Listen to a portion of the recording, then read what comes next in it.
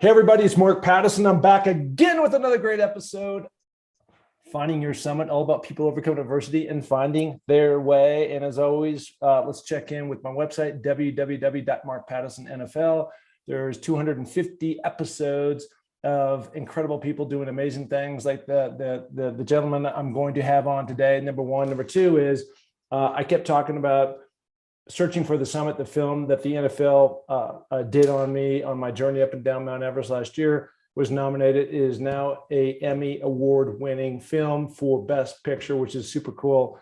And then the last thing, of course, we continue to raise money for Higher Ground, nonprofit, about empowerment of other people, and that's what the world is all about and should be all about. So anyways, the net is go check out my website. We've got a lot of things going on. I've got a new climb that I'm coming up with here pretty soon. But putting all that aside, I want to bring in my guest. I actually happened to run into him, ironically, John. First of all, John Foley, welcome to the podcast. Hey, glad to be here, Mark. It's an honor. Yeah, no, I appreciate that. And let's just rewind the clock a little bit. So you and I, number one, we both live in Sun Valley. Okay. Number two is, ironically, we both happen to be boarding a jet last week, and there is really no direct connection beyond going through Salt Lake. Maybe that's your end destination, but Sun Valley to Salt Lake, it's a big airport. From Salt Lake to wherever you want to go in the world.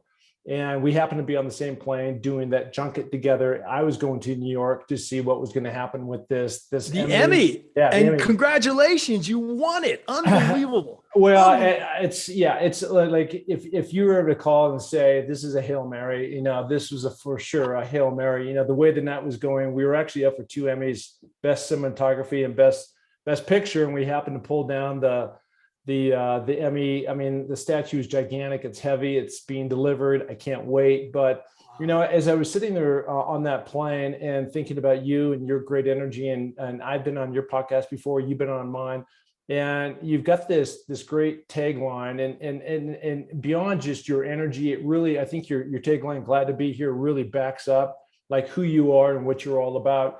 And I think, I was thinking deeper again on that plane. It's only about a 45-minute ride. And I was thinking like we're back once again in kind of this transitionary phase of where we are as a planet, and people, from COVID to finally emerging out of that. And then Russia attacks Ukraine, and it's affecting us globally with gas prices and food prices and housing prices and all these kind of crazy things going on. And so much about what you talk about today is about mindset, right? Yeah.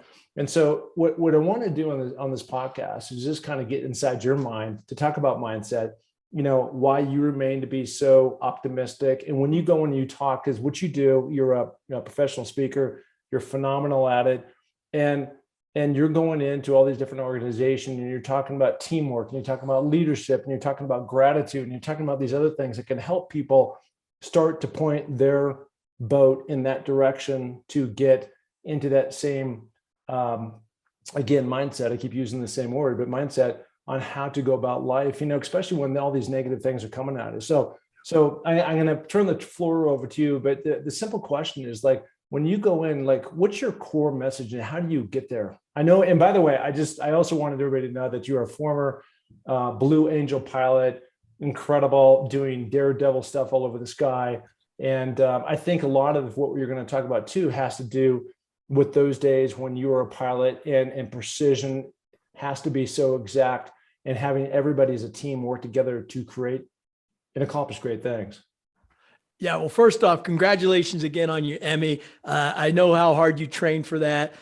I've seen it. It's beautiful, and great job. But back to what you're talking about here is, to me, the glad to be here mindset is the combination of operational excellence with appreciation and gratitude. So it's the mindset with the execution. And I think you need both of those. If I think back to any summit, anybody trying to accomplish something, there's process, there's procedures, there's training, but the differentiator is what perspective do you bring to the situation?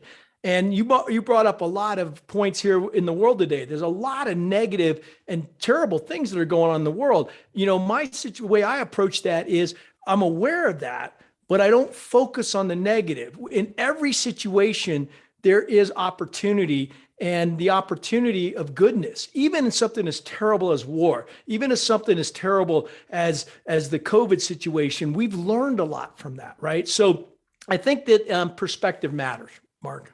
Perspective matters in a huge way. And, when people are going down, especially the rabbit hole of negativity, right? Yeah. And you and I are like-minded in terms of being very positive people. And I always see the best in people. I always see the best in the situations. And I like you, when there's setbacks, I always see that as an opportunity to get better. What could I have done in that situation, and not play the blame game?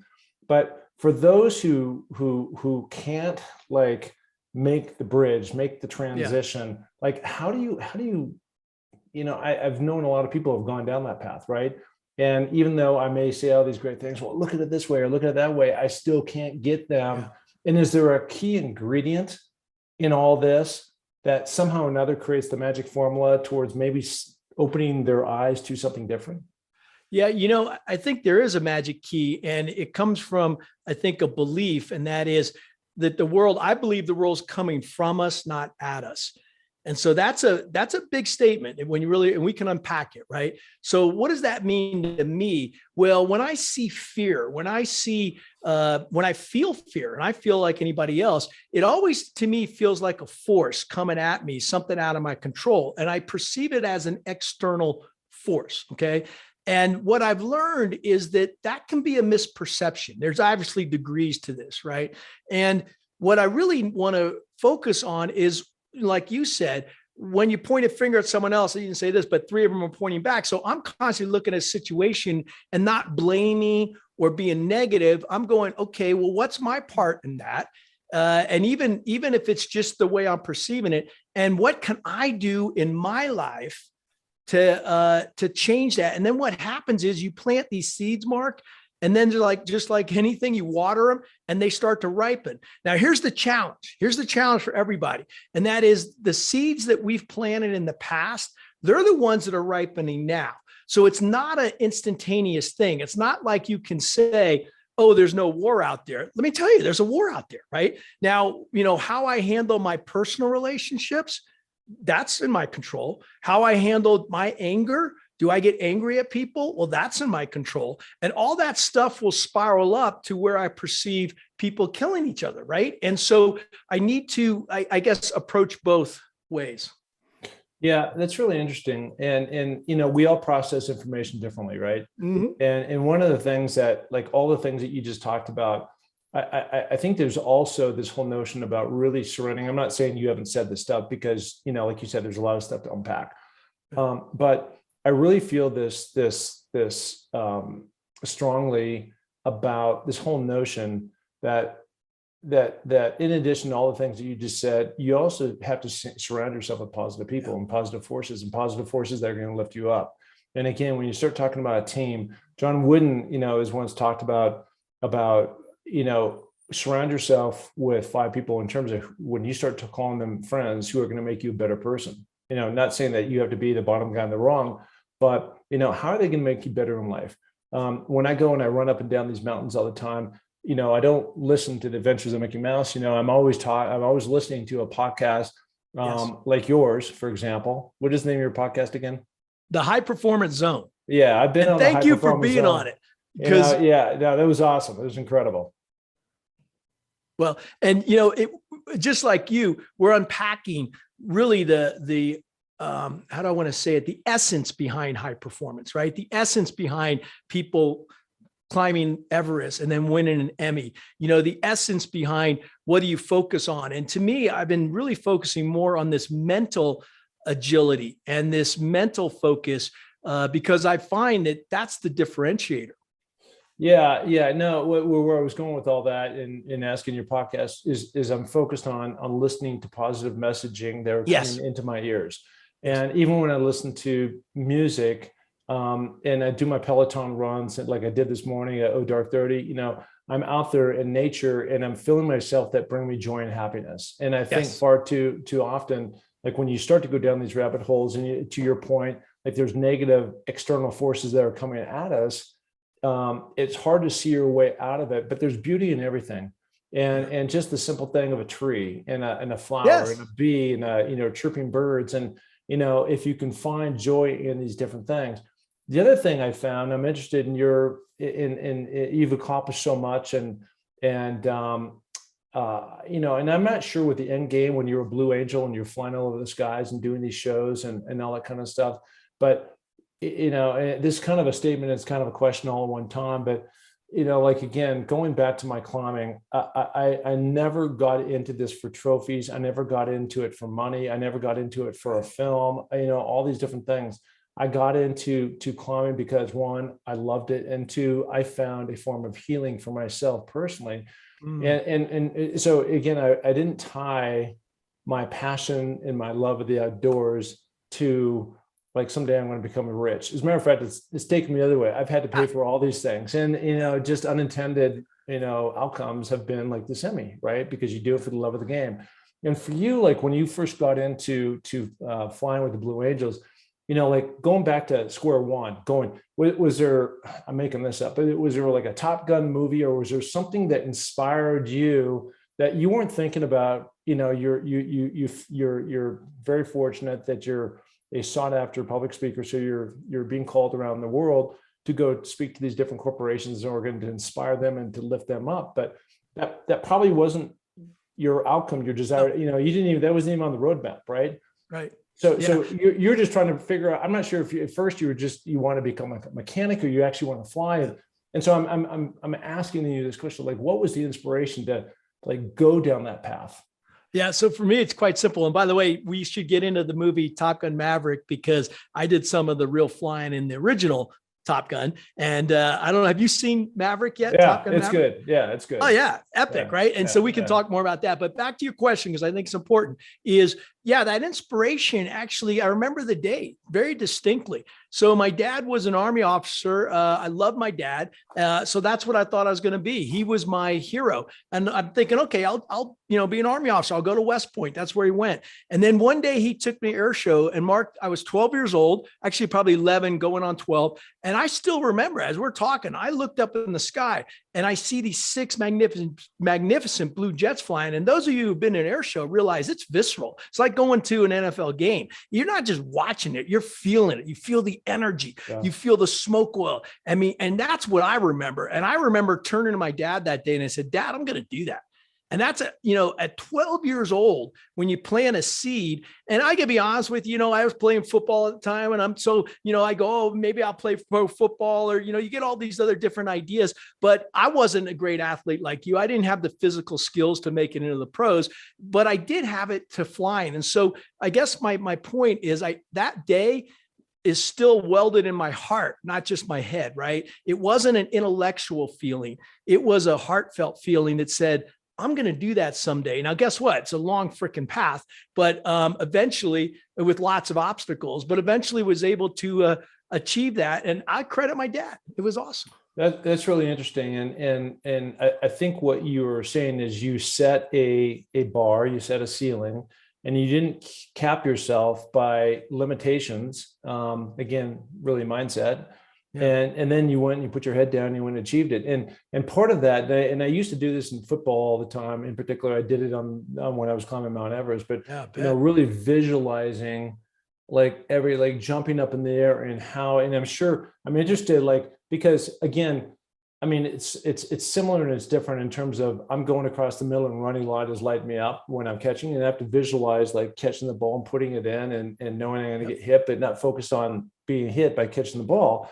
And for you, it's like, you're not focused on crashing, right? No. I mean, I saw one quote where when you're flying those jets, you're like 16 inches apart, wing to wing, and you're doing all these crazy up and down and flips and all this stuff. Like you're, I know you're not focused on crashing, right? You're focused on something else. Yeah. And that's a good point. And actually, the idea of life and death and, I mean, climbing, let's say, you probably have an analogy there, am I aware that this is dangerous? Absolutely. But I actually don't think it's dangerous. It's just inherently unforgiving.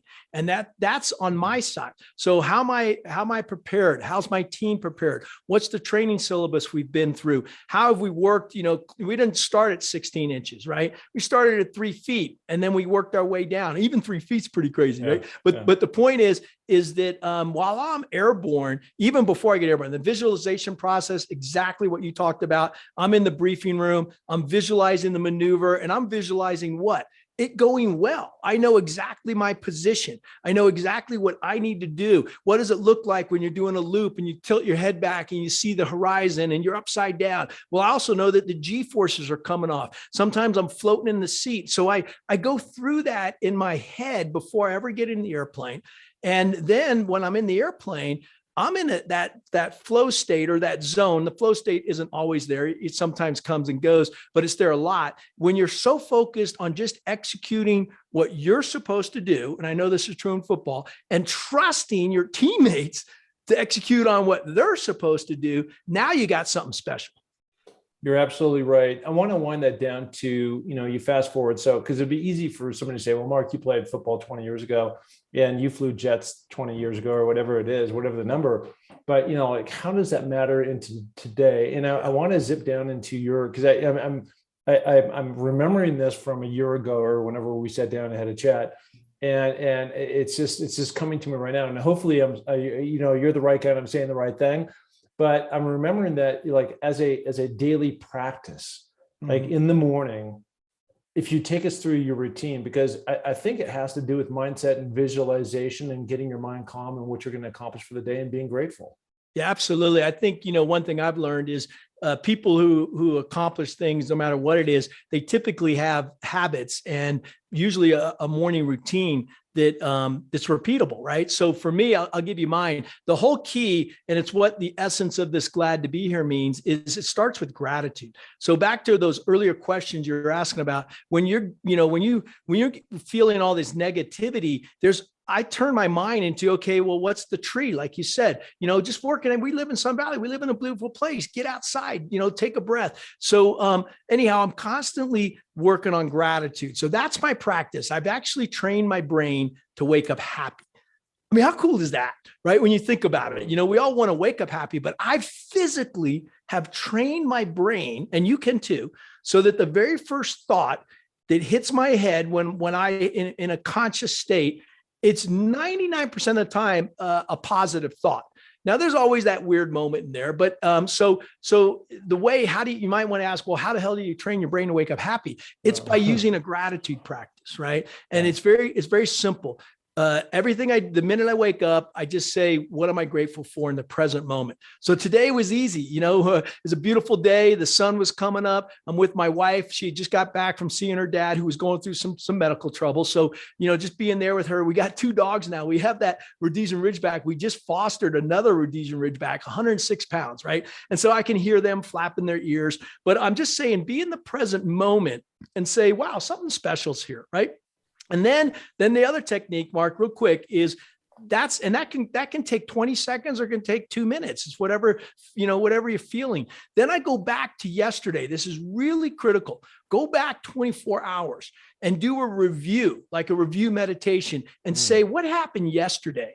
Did I have something to be grateful for? So I am consciously replanting seeds and watering good things that happened to me yesterday. And I think about people's faces. I don't think about an event per se, but I think about faces. So, you're hiking like crazy up there. I just took the 2 dogs up behind my house there, and we hiked up to the top. And I remember how playful they got. And the one dog at 106 pounds, man, is hoofing it, right? And on the way down, they're all playful. So anyhow, my point is, I think about that. And here's the last technique.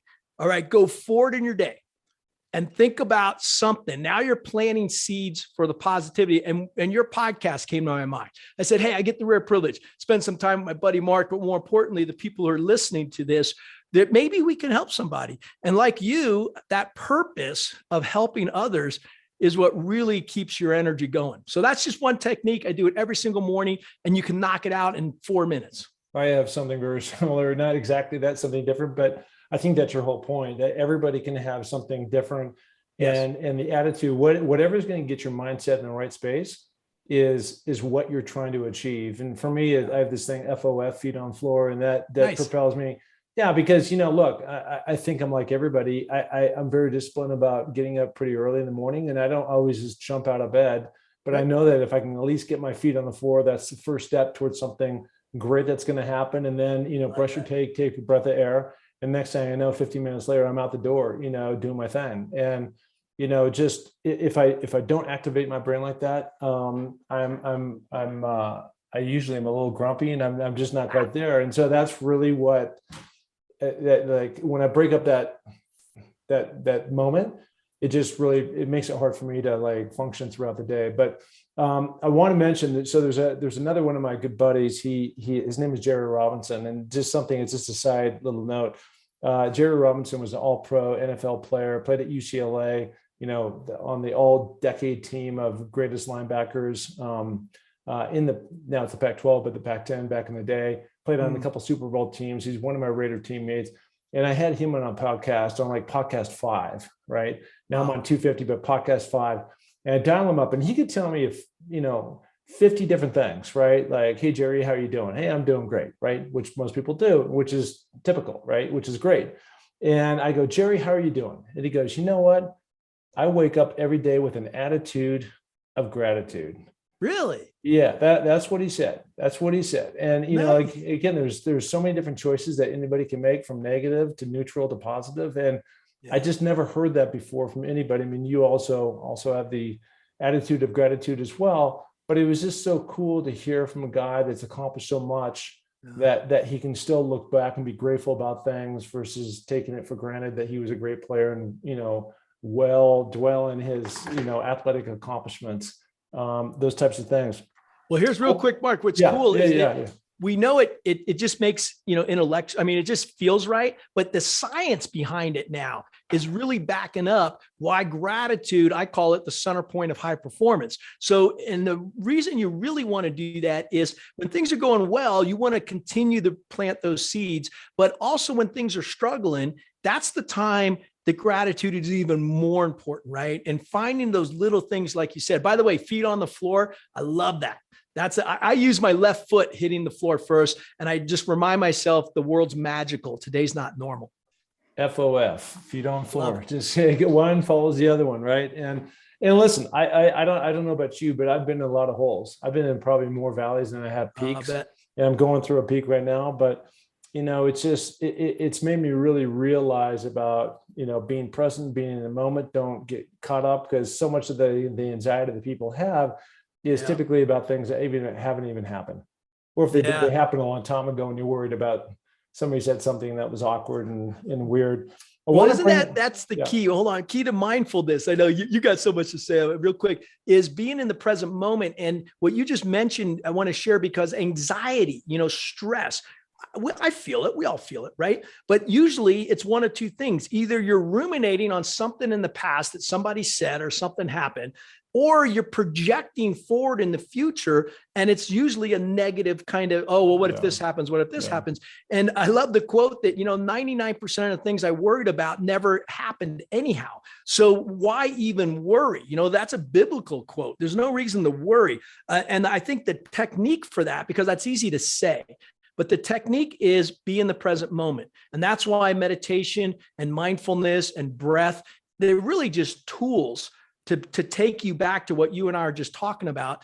What's that tree look like? What's that butterfly look like? Present moment. Love that. I was going to talk about and bring up, and I still do want to bring it up. Your book, is it out or is it coming, called Fearless? Yeah, no, it's out. It's called Fearless Success. Yeah. And, jump on Amazon, anywhere you can get it. We've sold over 50,000 copies now, which is kind of cool. Good for you. But Fearless Success. And it's about beyond high performance. Yeah. I made a post the other day coming off the Emmys, so I'm up on stage in front of everybody in New York City, and I've got this thing in my hand, and, I'm in front of every single major sports personality that you've ever seen on TV, and from the Olympics to NBC to HBO Sports to everything, all Bob Costas, they were all there. And so the post I made is sometimes, and it kind of mirrors this thing that you're talking about with your book, Fearless Success. is that I stepped into the fear and magic happened.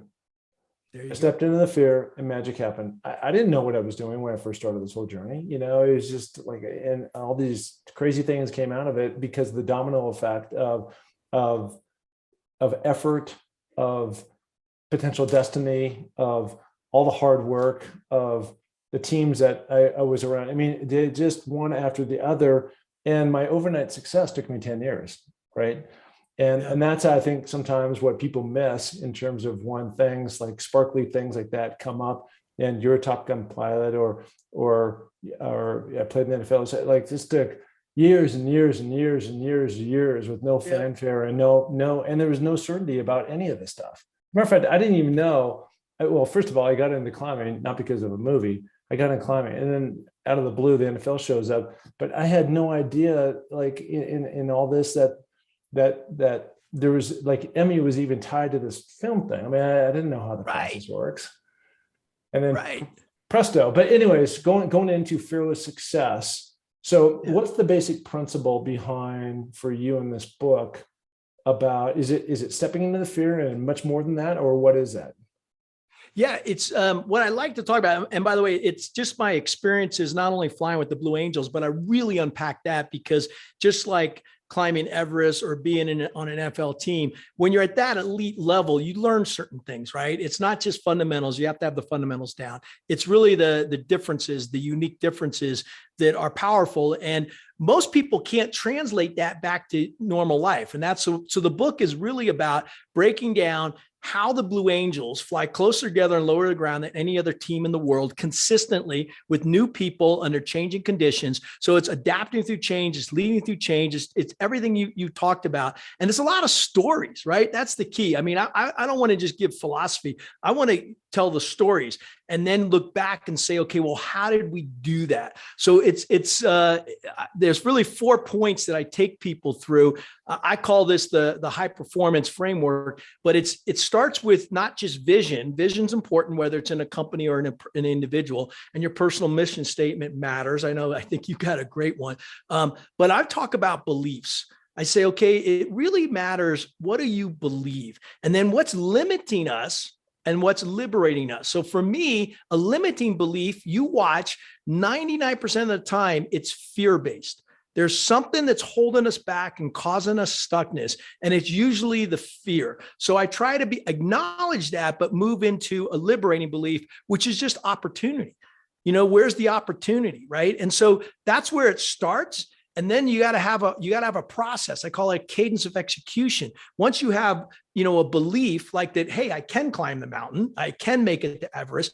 That's not enough. You got to go do it. You got to practice. You got to train. I call that the brief. So that's the preparation. And there's 2 sides of preparation. There's the physical side, or in this case, business, because I speak to a lot of I was just with Google last week. I mean, I'm with all over the world with companies you got to have a process, but you also have to have that visualization, or what I call that mental focus piece with the processes. Then you got to execute. Well, I like to execute through trust, high trust agreements. And then to me, the most important part, and Mark, this is so critical, is what I call the glad to be here debrief. And that is, what are you going to learn? What are you going to review? Where's your self-assessment? Where's the feedback? I'm in a constant learning loop, and that resets the belief levels. No, I mean, you're so right on so many fronts there, and limiting beliefs and all this kind of stuff. One thing that I found interesting though is, like, once you do, I mean, everything that you just said about setting your bar super high, and it doesn't have to be Mount Everest, and it doesn't have to be flying jets, but whatever that thing, it might be the Boston Marathon or something, right? Yeah. But so many times what I find happening, the things that I've chosen to do, especially down this 7 Summit thing, which essentially took me 10 years to accomplish, is that I had so many people that were projecting their own fears on me. You're going to die.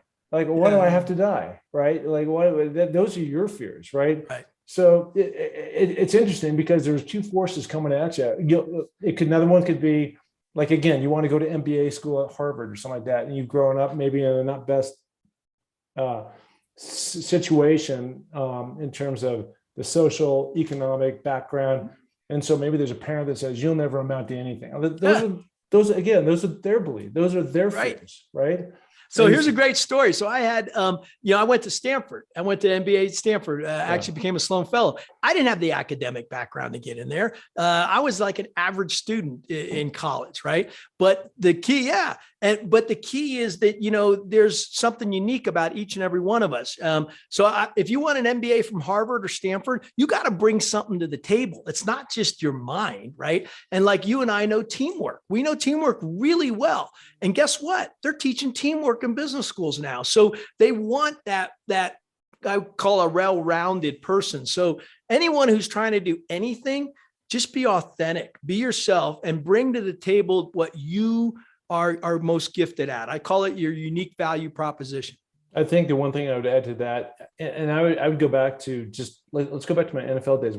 My transition between college and the NFL. I had personal friends come up to me in my face and say, "You'll never make it." And you're too small. You're not going to make it. You're too something, because that was too grand for them. But again, it's just like it's taking anything. Well, first of all, surrounding yourself. We talked about this. Surrounding yourself with positive influences. Could be music, could be your friends, could be a podcast, could be a television show, something that's going to inspire you. And then you need to block out the noise, because if they're not going to pull you up, if they're not going to lift you, they're going to pull you down, right? And that doesn't serve you. And again, that typically, so often we get in this whole thing like, John, if you were to get mad at me about something, I'm just walking down the street and you yell at me about, I'm not wearing the right colors or something. And so often we take that personally.